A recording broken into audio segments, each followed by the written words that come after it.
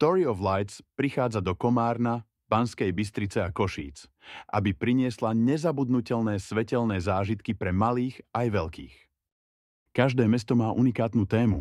Komárno sa zameriava na hradný svet, Banská Bystrica na zvieraciu ríšu a Košice na výstavu pre deti.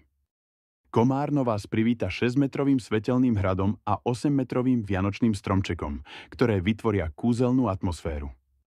Aqualand v Banskej Bystrici ponúka 4,5-metrový svetelný darček a svetelné sochy zvierat, ideálne pre rodiny s deťmi. Areál Anička v Košiciach vás pohltí svetelným labyrintom, perníkovou chalúbkou a vstupnou bránou v podobe veľkého hríba. Využitie LED svetiel a recyklovaných materiálov znižuje dopad na životné prostredie. Svetelné parky spotrebujú len 7,5 kW, čo zodpovedá 1 hodine používania 3 rýchlovárnych kanvíc. 3D tlačiarne využívajú recyklovaný plast, čo minimalizuje ekologickú stopu výstavy.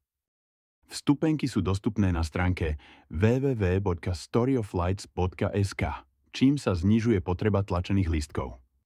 Svetelné parky sú skvelým miestom na rodinné výlety, romantické prechádzky a inšpiratívne fotky.